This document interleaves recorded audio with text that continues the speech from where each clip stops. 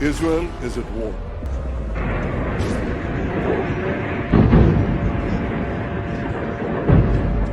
Israel uses rockets to defend its people.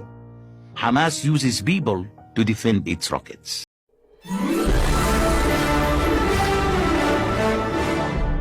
Viewers and subscribers, so welcome back again. This is still BVI Channel 1. I just want to bring you up to speed with what is happening between Israel and Hamas, the Palestinians. All right, recently there is a full-blown war which came after Hamas launched an attack, devastating attack that led to the death of Israelis. And now Israel is responding with full force and they have declared war. Israel is at war. We didn't want this war. It was forced upon us in the most brutal and savage way. But though Israel didn't start this war, Israel will finish it. Once the Jewish people were stateless. Once the Jewish people were defenseless. No longer. Hamas will understand that by attacking us, they've made a mistake of historic proportions. We will exact a price that will be remembered by them and Israel's other enemies for decades to come. The savage attacks that Hamas perpetrated against innocent Israelis are mind-boggling, slaughtering families in their homes, massacring hundreds of young people at an outdoor festival, kidnapping scores of women, children, and elderly, even Holocaust survivors. Hamas terrorists bound, burned, and executed children. They are savages. Hamas is ISIS. And just as the forces of civilizations united to defeat ISIS, the forces of civilization must support Israel in defeating Hamas. Israel will win this war. And when Israel wins, the entire civilized world wins. אנחנו מטילים מצור מוחלט על העיר עזה. אין חשמל, אין מזון, אין מים, אין דלק. הכל סגור. אנחנו נלחמים בחיות אדם ואנחנו נוהגים בהתאם. This weekend, Hamas started a war against Israel with the worst massacre of innocent civilians in Israel's history. Hamas was more barbaric and more brutal than ISIS. Let me be crystal clear. Israel will respond with determination and force to their unprovoked war crimes. Hamas murdered hundreds of Israelis, men, women, and children, and took dozens hostage into Gaza. This horrific terror act demands a forceful, determined, and sustained response, which is exactly what we are doing and continue to do.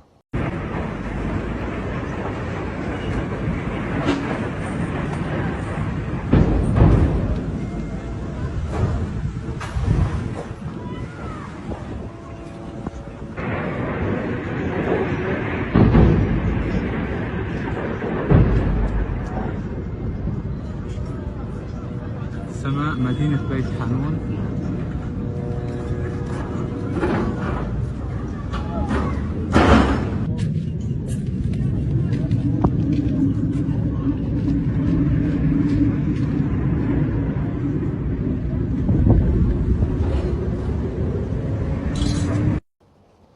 Our Air Force is attacking hundreds of Hamas Islamic Jihad targets in Gaza.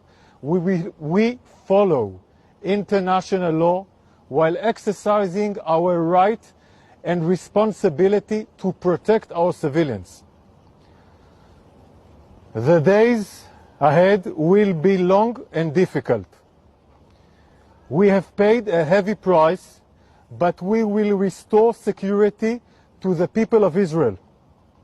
Let me repeat, we will restore security to the people of Israel. Israeli intelligence indicates that Hamas are hiding among Gazan civilians inside Gazan homes and schools, hospitals and mosques. Hamas behaves like ISIS. I repeat, Hamas behaves like ISIS. It's the same strategy to maximize civilian casualties in Gaza and Israel and make you all forget the massacre of hundreds of Israelis that started this war in the first place. We will not forget. Hamas terrorists target Israeli civilians. Israel will target Hamas and Islamic Jihad terrorists wherever they will be in Gaza. We will do whatever it takes to protect our people and restore security to Israel. We are also looking to the north as well with full readiness, and we are fully coordinated with CENTCOM. General Halevi had just finished a conversation with General Kurila and will keep talking in the next hours again. Who attacks us in all over the Middle East will face a decisive attack back. Now, I must tell you, some of the people with sentiment will say, oh, with even less understanding about this whole situation, will say, oh, why would Israel always hit on Hamas? And why wouldn't this problem be solved? What is actually the problem? I want you to listen to this. If Israel just allowed the Palestinians to have a state of their own, there would be peace in the Middle East, right? That's what you hear from UN ambassadors, European diplomats, and most college professors. But what if I told you that Israel has already offered the Palestinians a state of their own, and not just once, but on 5 separate occasions? Don't believe me? Let's review the record. After the breakup of the Ottoman Empire following World War I, Britain took control of most of the Middle East, including the area that constitutes modern Israel. 17 years later, in 1936, the Arabs rebelled against the British and against their Jewish neighbors.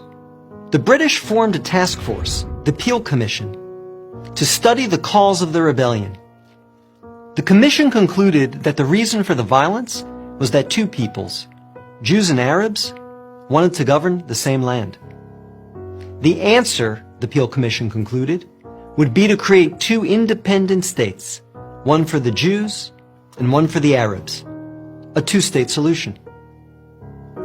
The suggested split was heavily in favor of the Arabs. The British offered them 80% of the disputed territory, the Jews the remaining 20%. Yet, despite the tiny size of their proposed state, the Jews voted to accept this offer, but the Arabs rejected it and resumed their violent rebellion. Rejection number 1. 10 years later, in 1947, the British asked the United Nations to find a new solution to the continuing tensions. Like the Peel Commission, the UN decided that the best way to resolve the conflict was to divide the land. In November 1947, the UN voted to create 2 states. Again, the Jews accepted the offer, and again, the Arabs rejected it. Only this time, they did so by launching an all-out war. Rejection number 2. Jordan, Egypt, Iraq, Lebanon, and Syria joined the conflict, but they failed. Israel won the war and got on with the business of building a new nation. Most of the land set aside by the UN for an Arab state, the West Bank and East Jerusalem, became occupied territory, occupied not by Israel, but by Jordan. 20 years later, in 1967, the Arabs, led this time by Egypt and joined by Syria and Jordan, once again sought to destroy the Jewish state. The 1967 conflict, known as the Six-Day War, ended in a stunning victory for Israel. Jerusalem and the West Bank, as well as the area known as the Gaza Strip, fell into Israel's hands. The government split over what to do with this new territory. Half wanted to return the West Bank to Jordan and Gaza to Egypt in exchange for peace. The other half wanted to give it to the region's Arabs, who had begun referring to themselves as the Palestinians, in the hope that they would ultimately build their own state there. Neither initiative got very far. A few months later, the Arab League met in Sudan and issued its infamous 3 no's. No peace with Israel, no recognition of Israel, no negotiations with Israel. Again, a 2-state solution was dismissed by the Arabs making this rejection number 3. In 2000, Israeli Prime Minister Ehud Barak met at Camp David with Palestinian Liberation Organization Chairman Yasser Arafat to conclude a new two-state plan. Barak offered Arafat a Palestinian state in all of Gaza and 94% of the West Bank, with East Jerusalem as its capital. But the Palestinian leader rejected the offer. In the words of U.S. President Bill Clinton, Arafat was here 14 days and said no to everything. Instead, the Palestinians launched a bloody wave of suicide bombings that killed over 1,000 Israelis and maimed thousands more, on buses, in wedding halls, and in pizza parlors. Rejection number 4. In 2008, Israel tried yet again. Prime Minister Ehud Olmert went even further than Ehud Barak had, expanding the peace offer to include additional land to sweeten the deal. Like his predecessor, the new Palestinian leader, Mahmoud Abbas, turned the deal down. Rejection number 5. In between these last two Israeli offers, Israel unilaterally left Gaza, giving the Palestinians complete control there. Instead of developing this territory for the good of its citizens, the Palestinians turned Gaza into a terrorist base from which they have fired thousands of rockets into Israel. Each time Israel has agreed to a Palestinian state, the Palestinians have rejected the offer, often violently. So if you're interested in peace in the Middle East, maybe the answer is not to pressure Israel to make yet another offer of a state to the Palestinians. Maybe the answer is to pressure the Palestinians to finally accept the existence of a Jewish state. That is the truth. That is just the situation of things. And now a Palestinian had come to substantiate what this fellow had just narrated to us, because we have the same kind of Hamas in Nigeria, particularly from where I come from. We have Hamas, people with Hamas mentality in our homelands in Africa, especially in Igbo land particularly. To my Palestinian brothers and sisters, and to anyone who supports the Palestinian people, I implore you, please do not let Hamas brainwash you into thinking it has achieved anything on our behalf. It hasn't. Not in the Gaza wars of 2021, 2014, 2012, or 2008. Each one of these pointless conflicts has been a catastrophe, costing us dearly in lives and treasure. Hamas is not a social justice movement, and it certainly does not care about the Palestinian people. It is a criminal gang that only cares about increasing its own power. Israel is not the main cause of your suffering. Hamas is the main cause. Israel is not your jailer. Hamas is. It was Hamas that led you into this most recent disaster. They told you that the Israelis were evicting innocent Palestinians from their homes in the Sheikh Jarrah area of East Jerusalem. It is a lie. The people living in those homes weren't tenants. They were squatters. They hadn't paid rent for decades. They told you that the Israelis planned to destroy the Al-Aqsa Mosque. This too is a lie. The mosque is still there. It will be there tomorrow. Say what you want about the Israelis. They are not stupid. They know that if they actually attempt to destroy Al-Aqsa, it would lead to war with every Muslim country. Yes, Hamas take actions and thus look strong next to its rival, the corrupt Fatah party. But the only action it takes is to lead us into chaos. Hamas has no ability and, in fact, no desire to govern. The water isn't safe to drink. The power goes out for hours at a time. Raw sewage washes up on your beaches. The Israelis are not responsible for these dismal failures.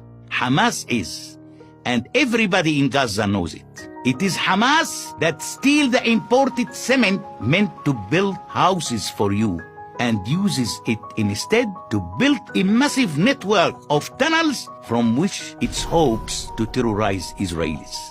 It is Hamas that makes sure humanitarian aid meant for you is diverted to its favored elites, who then sell it for a profit on the black market.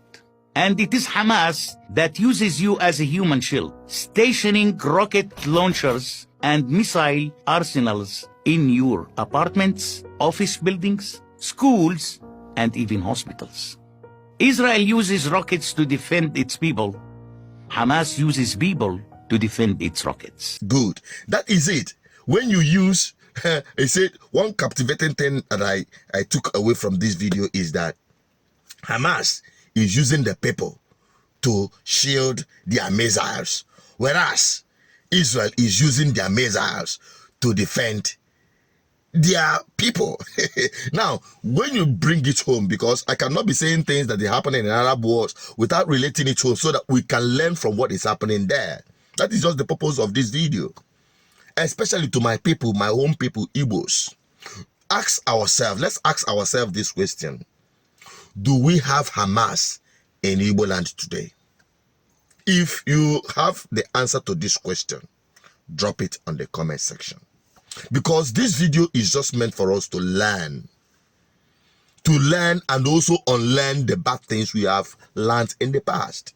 Because this narrative of stirring up violence that will consume our people, ask ourselves, what do we gain from that? When we have an alternative, there is nothing like peace. Peace have no alternative. You should pursue peace at all costs. When then there is no way, then you can achieve that peace through war. But when you have an alternative, when you have a chance to dialogue for peaceful process to achieve your ultimate goal, then why not? Then why not? And especially when you provoke a fight or a war that your own people will be the ultimate losers and victims of that war. What then do you gain? And just like from what the man from the Palestinian side said, that these Hamas are hiding or provoking this war and using same to amass wealth and power. All they want is money and power, not the benefit or the progress of their people. Now, it is like a proverb that I've just said here, and to my own people especially. When you answer the question, do we really have Hamas living among us in Igbo land today? And if you know the answer, drop it on the comment section so that we'll find solution to our problem. I'm signing out. Please help me share this video if you understand this message. Bye-bye for now.